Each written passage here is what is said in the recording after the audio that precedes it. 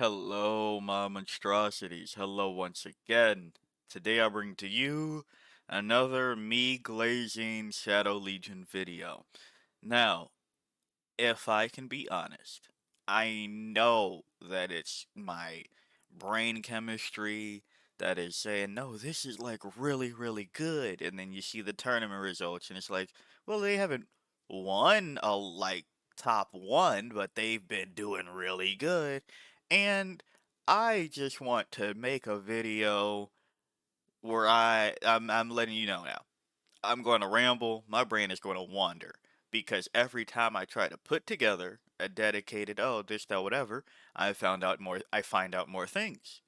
And because there's so many things to find out with this detachment, I I can't help but think that this detachment is possibly insane. Every time I get to one aspect of it is another like, wait, I just completely didn't consider that. Now, is that because I'm not a Chaos Demons player or a CSM player? Probably. There's probably a good portion of that. But at the same time, I've been rooting for Chaos Demons this entire edition for ever since the Grey Knight shenanigans. Where I was just like, so why is nobody doing with Hypercrypt Legion? When I was like, everybody was doing Catan spam uppy downy for Hypercrypt Legion. Then I turn to demons and go, y'all have like Chaos Demon players, right? Like that they exist this edition that can do that thing. Either way, Shadow Legion is insane, and I think it's intentionally misleading. What do I mean? Oh, also, I do have one major gripe with this because I think it's fucking. I actually had this as a video, but it was too short. I'll be honest. I can rant and I can ramble, but I don't think if you ever go, man, he's just doing it for clicks on YouTube. I'm not good at that part. I'm not good at faking the anger. So if I'm actually angry, that's what's happening, or peeved, whatever it is. But outside of that, there is one pet peeve with me for Shadow Legion, and it is because one thing doesn't make sense. It makes absolute sense in the balance, game of the game, but you are playing Chaos Demons, and you get access to Chaos Space Marines. You're playing Chaos Demons, and you are bringing more chaos in the Space Marines. But yet you can't bring more demons and the chaos demons that are from chaos demons in this detachment. That pisses me off. That's my only thing. Because damn it, let me deep strike a forge fiend. But past that, yes, I know that's absurd. Past that, this is good, and here's what I mean by I think it might be intentionally misleading. So coming down here, right, to the stratagems, they're in places that they probably shouldn't be for extra bonuses. Again, I think on purpose. So when I first read Death Denied, I was like, oh, but if you play Plague Legion, you'd have to pay 2 CP to do this on a Great Unclean one. And I haven't seen anybody do this on a Great Unclean one, even though you can do this on a Great Unclean one. That is now effectively T13, and in this detachment, -1 to wound if the strength is greater than the toughness. So, why? What do I mean? So, again, Plague Legion is the Nurgle one. The scariest thing I could think of is letting a Great Unclean one with the things I just mentioned regenerate, okay? Has a 6-up feel no pain. Now, past that, it says one model in your unit regains up to 3 lost wounds. In addition, if your unit has Tzeentch, return up to 1 destroyed model, excluding character models, to your unit with its full wounds remaining. So, what we've been seeing a lot in Shadow Legion, surprising to me, is things like Flamers and mainly Flamers. There's been Exalted Flamer too. More Tzeentch inclusion than I thought, and I think people are trying to get the value out of that while you're there. I can't speak to that saying like, no, that's what's happening. That's just my guess as to I think subconsciously that could be happening. Where it's like, well, if I have Tzeentch unit, like, let's be honest, right? Flamers are okay, but I don't think I've ever, this edition, been like, Flamers are the end all be all of what needs to happen on this list. This is my damage output here. Because I have access to more damage output in other shit that can deep strike outside of Flamers, like a Havoc Squad, right? Like Legionnaires. So, shit like that is like, why'd you tell people to do it with Tzeentch? Because, mind you, right, what other unit would I benefit from with this to return a destroyed model? Screamers? Sure. Uh, this could be annoying with blue or pink horrors, but at the same time, it says return up to 3 lost wounds. If I do that with blue or pink horrors, those are dead models. And then, return up to 1 destroyed model, again, can't do that because I didn't get to the restoring lost wounds part because they're dead models. So you tell somebody, yeah, you're taking flamers and screamers to get value out of that. But I don't think that's what you should be doing. Um, Personally, what I think you should be doing is, as I just said, great unclean one. Nurgle, you should be doing Nurgle shit. The polar opposite, really, is what you should be doing here. And, funny enough, to that point, let's go look at the Nurgle stratagem here. Shade Path, I think that's where you will want to use that for Tzeentch. The one that says, hey, if it's for Nurgle, take a battle shock test. Basically, you're making it even harder. This is what I think the design space here did, is you are making something annoying even more annoying. You are doubling down on the benefits instead of covering your ass. Because wow, still having access to doing that. Look at Death Denied again. Yeah, a unit that you have that Tzeentch that can survive to regain 3 lost wounds would be the Lord of Change. And in here, right, uh, in Shadow Legion, sorry, too far, uh, your Tzeentch unit gets -1 to hit. So now, your Lord of Change, -1 to hit, regain 3 wounds. That sounds annoying as fuck, okay? Then we go over to something like, again, the counterpart. What I would want to not get charged, typically, are Tzeentch units. Can we agree on that? True. What I don't mind getting charged? Probably Nurgle. Why Nurgle? Why wouldn't you say that for uh, Slaanesh or Khorne? Well, because if you're charging Khorne, you should be him. You better be him because that's stupid. And kind of the same to Slaanesh, especially now that Demonets have fights first. So go ahead and do that, make my day a little bit easier. But those two are brawlers. They are able to still fight, but what can't necessarily fight, but can absorb the punches is Nurgle. It's like, yeah, I can take the hits, but like, eh. So you treat me as a block, but now if I have to do the fallback, and I might not have fallback and charge because I'm playing Nurgle, so now I'm kind of tied up, but you're tied up. But now we're all here, and now it's all kind of funky. So going again to Shade Path, if you subtract 2 to the charge roll, going into a Tzeentch unit is the one that you usually can't let get charged, right? But if it's Nurgle, you get tied up, but maybe I want to tie you up in a different way. So you've just kind of stopped my roadblock. But in addition, alright, yeah, I'll take some punches, but you have to take the risk of being battle shocked.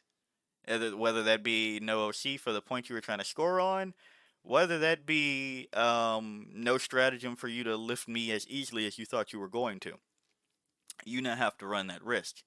And then going past that, we look at the other ones, Khorne and Slaanesh. So with Channeled Wrath, why do I want my Khorne units to have Lance? Right? A lot of them have Lance or something of the sort, Devastating Wounds, something on the charge. They have this. But who doesn't is Slaanesh. Now, uh would you necessarily say Khorne and Slaanesh are polar opposites? I think Khorne and Tzeentch would be the ones, but we know that Nurgle and Tzeentch don't get along, so I guess they just had to say fuck it, this is you all's pair. But truly though, This also is coming off of the back of me looking at the Emperor's Children stuff, and then the Carnival of Excess, and then I was like, well, what does the Keeper and Shalaxi do now? And then I was like, well, hold on. I think that the Aegis shield, Living Aegis or whatever, is not that good anymore. Like, no shit, it's worse, but I don't think you need to go to the 3-up save when you got a 4-up anyway. 4-up invuln. I don't think you need to take it from the 5 to the 3. I think instead you put on the extra attacks weapon. That way you now have every melee phase, every fight phase, sorry, uh, your Keeper of Secrets that is now, actually let's pull that up. Keeper of Secrets, I pulled this up for this reason. If you now take the Ritual Knife instead of Shining Aegis or Living Whip, now you have access to 13 attacks lance. I think that's pretty good, and you go, but you'll be missing out the AP. Specifically, again, on the Keeper Secrets. They're already -1 to hit, but they'll be improving their AP. So now we're talking about AP 3, Lance, Channeled Wrath. I think that's kind of what I would like to see out of a unit like that. And I gotta admit, I don't know if I'm sold on the Bloodthirster. But we'll get to that in a second too. And then coming back over here to Spiteful Demise, sure, Shadow Legion, you use this stratagem, da da da da. Roll 1d6 for each enemy unit that is within engagement range of the last model in your unit, adding 2 to the result if your unit has the Slaanesh keyword on a 4 through 5. Now this one's a bit tricky, where it's like, well, would this have been better on Khorne? And I think this reminds me kind of like I just said for the Plague Legion bit, where we saw this stratagem. We saw this in Plague Legion. We saw this roughly in Blood Legion, right? There's an enhancement and there's some things. Basically, Khorne has things along with Blood Crushers that says, yeah, once there's some engagement range, there's going to be some mortal wounds. That's kind of Khorne's spiel, so to see that Slaanesh gets the access to do it, it's interesting. Ignores cover is fine, and the other one's not so much dedicated to it. But that's just the brain rambling part of, well, brain rambling never stops over here. But that's the part where I think it was intentionally tricky, and I don't want too many people to go, oh, well, since I can take my blood letters, what actually in Khorne doesn't have Lance right now? Let's go blood letters. All right, yeah, let's take my blood letters, give them Lance, give them AP 3. I don't think you do that. I don't think you do it. And now, mind you, nobody's taking blood letters in Shadow Legion currently, from what I've seen in the INZI list. But I think that this is intentionally misleading. I think instead, you might go for something that has more attacks. Instead of 20 attacks out of 10 models, why not take that? I always mess this up. Make it 30, devastating wounds, and lance. Fights first, right? Uh, you're going to be missing on the bonus AP, but you have devastating wounds. So I think I can forgive myself for not having the AP for the most part. And then I have fights first. So I think I can forgive myself on that front. And I don't. It's weird because I guess at this point it sounds like I'm rooting for Demonette inclusion into Shadow Legion, but you know, I think we all looked at what GW did to Slaanesh and said, no, why would I take any of those anymore? And for the most part, that's true. But I think Demonettes and Keepers of Secrets still have play, especially when Demonettes can now not be fire overwatched in here. So, can't be fire overwatch, fights first. That's a decent enough screen that I am tolerant of it, right? But then going even further, that's just the channel draft that kind of kicked off a lot of this in my head. Going to back to the Tzeentch corner as to why are we doing this, right? There's a world where I did have to, when I was just drafting random lists to see what points to do what. I wonder, um, when we get to the list that is Be'lakor, four greater demons, and random chaff out of CSM. I wonder when we get to that point, because again, a great unclean one with -1 to wound, strength rated to toughness sounds annoying to me. A bloodthirster with advanced shoot and charge is it has been proven to be hard to handle. Um, Keeper secrets with that can't be fire overwatched is whatever, but a Lord of Change that is now -1 to hit, frustrating, right? So mind you, I guess out of those you can drop the Keeper of Secrets on that front if you want. But if you keep it around to then go into 13 attacks Lance AP3, yeah, I'd say fuck it. And that's just me thinking at the most reductive list possible. You always got to think, what is the stupidest list you can write in terms of technicality? Not necessarily, oh, what if I take 15 seekers, screamers, 15 screamers, and see what happens. Like, no, none of that shenanigans. But truly, it's like, okay, if I took one of each of the big guys and then needed to fill points, what would it look like? And what would it do? And again, all of this is excluding the soul grinder. Do I think that soul grinders are insane? No, but I will say we've seen enough results across all of the Chaos factions that it sounds like you should be taking soul grinders in one way or another, and whatever way you do that is up to you. Now, I believe we saw soul grinders with Tzeentch, and I think that was the only one. I would say you take soul grinders with Corn, and personally, I think that you drop the Bloodthirster for that. I think you just take two soul grinders instead. Um, but yeah, I think that's a thing that might happen eventually. And hold on, thinking about that, I didn't even say that. I didn't even think about this part. If you do make it Corn and do literally the same strat that people, you weren't putting it on a Bloodthirster. Let's be real, you weren't using this because you did not need it. But if there's now a world where you take your Soul Grinder, make it Corn, give it Lance and bonus AP because it is Corn, there's a world that you are just punching holes through things that, like, you're already strength 16. Giving that Lance, you're probably wounding whatever the fuck you want it to on 2s and bringing that to AP4? D6 plus, yeah, with advanced shoot and charge on a flamer and harvester cannon.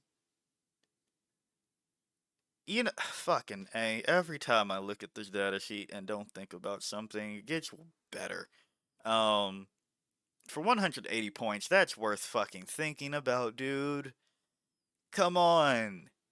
Come on. It deep strikes. It has guns, plural, I guess, but like really a flamer that can clear out your screen so you can then charge into something with a Lance Iron Claw. Ay, ay, ay. So yeah, I think you need to. So so again, like that's again, like I said at the beginning. Every time I think of something to kind of say, hey, maybe this is the change. This is the path. Something else happens where I go. You can see this now in real time. Exactly what I mean. So Bloodthirster is 305, right? Bloodthirster 305.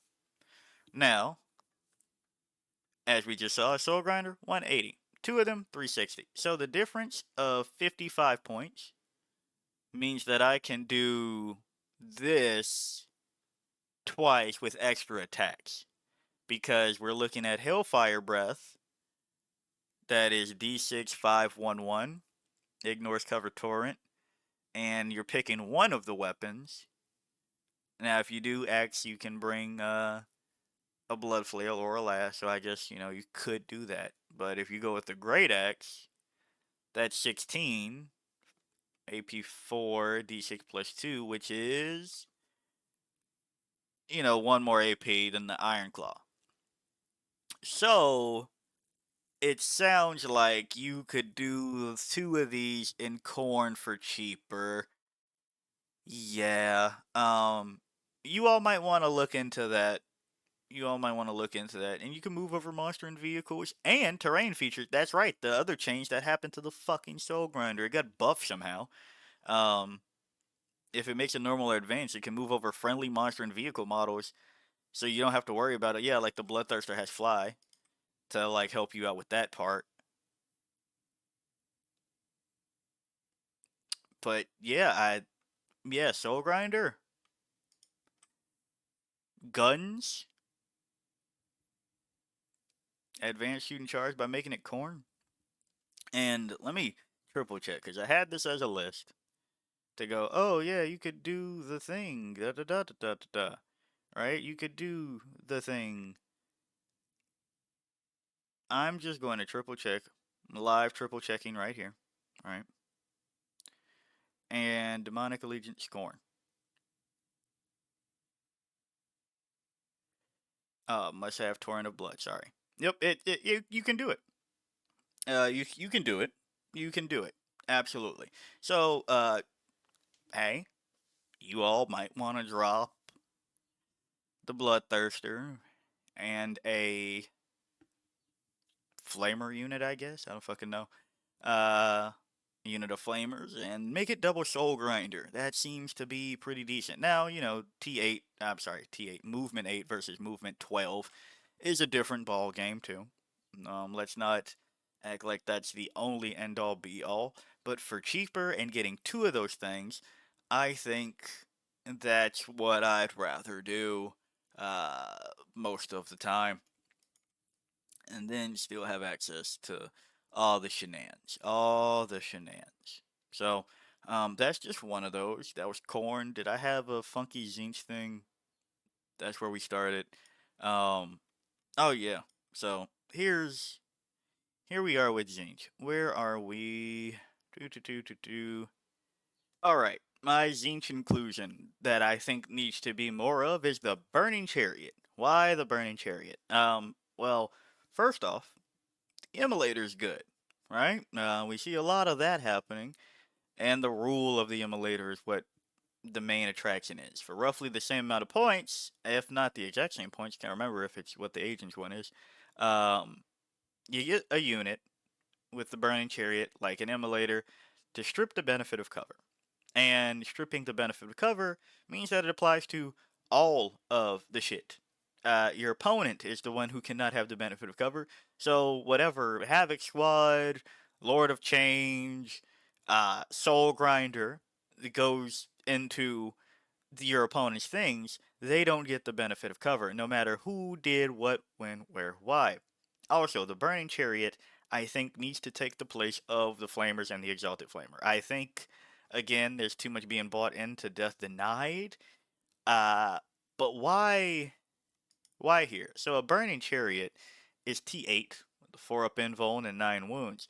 If you make that -1 to hit, that's harder to remove than a squad of Flamers that are T4. That's that's just the way it is. And it has capabilities across the board. Uh, Again, if anything has changed, you're removing the benefit of cover. It already ignored cover, so you're not boosting your AP here. But well, I'll talk about something later. You get the chance of making this have attack of AP4, 3 attacks, hitting on threes, damage 3, but a 2d6 flamer that then goes up to AP2 in certain targets because cough cough CSM unit. While still having melee. It's not the best melee, but it is something to have, especially the fact that Screamer Bites got the anti-monster 4-up, anti-vehicle 4-up extra attacks that the Screamers got. So, you actually have quite a bit of play with a Burning Chariot that, again, it has Deep Strike. It's mounted and can fly. So, yeah, I think that's the one that we need to be doing if we're doing some shenanigans compared to spending points on so many flamers and exalted flamers. I get it. You want squads to do things, but if they can get picked up just as easily as you put them down, it's really not, in my opinion. I just don't see the vision. And one thing that I also still don't see the vision on, it's coming back to corn for a second. The amount of flesh hounds. Uppy downy is good. Can't argue with that. Uh, but I think here's my thing. Again, my whole spiel I've been going on lately is people put way too many points into doing points.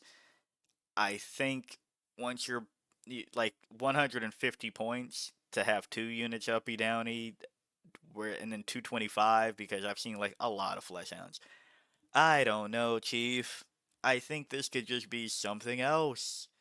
This could be going towards Blood Crusher, Skull Blood Master.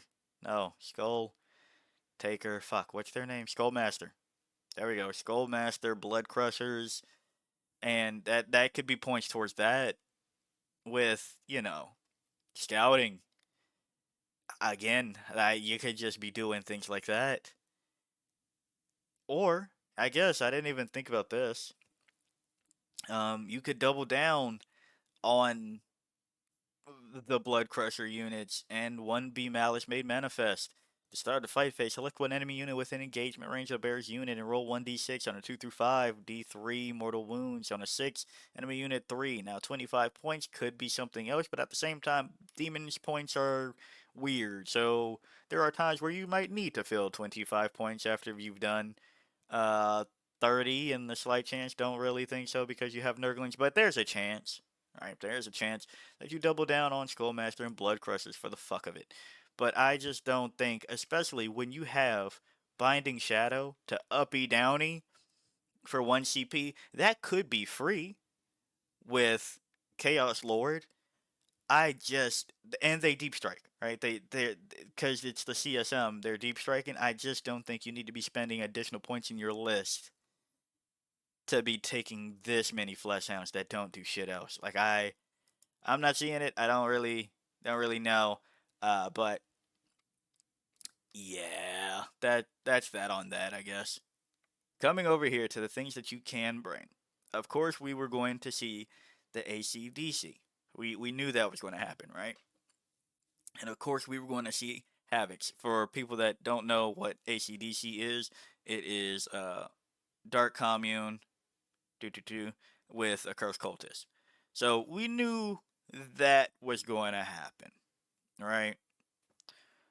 And I don't think this is wrong by any means, but I'm waiting to see where people use the heavier parts of the things that you have access to CSM. So I'm wondering when we get to Chaos Lord and Terminator armor, that is, making it so that you can use something for free, bring in a Termi squad. Now, is a Termi squad the heaviest thing ever? No, but it is 5-2-3 with a 4-up invuln. And decent enough guns, it is 180 points. But each time this unit makes a Dark Pact, until the end of the phase, each time a model in this unit makes an attack, you can re-roll the hit roll. So re-rolling hits, uh, tied to Chaos Lord. We'll go to the Sorcerer in a second. Each time an attack, don't worry about that part, but reduce the CP, so another 95 points there. I'm just wondering when we get to those aspects of ignores cover, because you can do it here. Ignores cover, re-rolling hits, Terminator Squad, because fuck it, why not for free, right? Because it's 1 CP. And they are 5-3, 4-up info, and again, you'll have to have somebody work that situation out. Now, let's bring the sorcerer up just for shits and giggles, because it does have death hex. At the start of your shooting phase, one psyker with this ability can use it. If it does, select one enemy unit within 12 inches of and visible to that Psyker and roll 1d6 on a 1. Psyker takes d3 mortal wounds on a 2 up until it starts your next movement phase. Each time an attack that targets that enemy unit, improve the AP characteristic of that attack by 1. You could take solo sorcerers and Terminator armor, right? Um, you could take solos of these for 80 points. 5, 2, 5, 4 up invuln, just to proc Death Hex for something like your Lord of Change, right? You could do that. Taking your Lord of Change, Bolt of Change to AP2 and AP3 respectively. AP2 without having to do Hazardous, right? You could do something like that. You could continue to do what you were already bringing with some Flamers and make those AP2. And they're eligible to shoot in a turn in which they fail back, right? So I'm wondering when we see the skew into taking solo, either solo sorcerer or termy bricks, just to have something in the mid range of units, right? Because you have heavies and chaos demons. You have the monsters, the greater demons, and you have the little shits. You have the plague bearers, the demonettes, the bloodletters, all of that. But what you don't really have a great quantity of is the mid range, right? So I think why I wonder when we get to that whole filling that whole part. Now, mind you, you say, but you just threw up flamers. They're like mid range ish. Not really. And I'll be honest, I as much as I like the idea of people trying to do blood crushers, I think so many people are not fans of blood crushers with Skullmaster, right? Uh, that is not happening. And now, mind you, is a character, so you could Scout 9 this unit and then get them popping off, but people are really wanting to do that with the Bloodthirster. Uh, and Fade to Darkness Bloodthirster. Now, Mantle of Gloom is like whatever, and Malice Made Manifest is also kind of whatever. But Fade to Darkness at the end of the fight phase, if the bear's unit destroy one or more enemy units this phase and is not within engagement range, you can remove the bear's unit from the battlefield and place it into strategic reserves. Um, the unit could get through it. Like you have enough attacks, you have lance, you have possibility bonus AP, you have advanced shooting charge, right? Well, advanced in charge because they don't have any range weapons for this one. But there's things you could do with that, and I think there's hope that you run a unit at somebody's face, Scout 9, of T7, kinda calling it a day early. You get some screen out with some cheap Nurglings that -1 to how many times do I have to say -1 to wound strength greater than toughness? Like we understand that. Um, you scout out with some infiltrating Nurglings. Where you at? Your battle line. You infiltrate the Nurglings. Then you scout 9 a brick of this, and this is what 4. Do you go for the max? Yeah, let's say 24, 30 wounds at your opponent's face turn 1 ish. Because they have advance and charge with Scouts 9, and then they have their own. Hey, if your opponent, if you do the thing, do a charge move, mortal wounds, and your opponent has to take a battle shock test, and then if they did it, all of their shit has devastating wounds. Yeah, Nurglings infiltrate. Just take a screen of them and let them do that. So I think one brick of that is more valuable than a single Bloodthirster. But hey, I guess Corn gets a bonus one on that. And then, I'm wondering when this becomes the skew on top of that, right? We finally go from all of the point scoring bullshit and everything. You go to Termies and Blood Crushers and I guess Flamers, right? Something Beast of Nurgle. And just make a durable list like that and still, of course, take Bellicor. maybe Keeper of Secrets or Lord of Chains. I don't know. But depending on how points work out, I just wonder when that's the thing. Because we all know that ACDC is good. We knew that was going to happen. We knew Havocs are good. We knew Legionnaires are good enough. And we knew Warp Talons are good. But we're not seeing Possessed either like that. I think the first week we saw those in lists, but past that, it hasn't been on many lists that I've seen. Yeah, I think Shadow Legion pretty good. Lot of things you could do here, and I am more scared by the day. So hey, if you like the video, like it. Got a comment for me? Comment. And until next time, peace out, my monstrosities.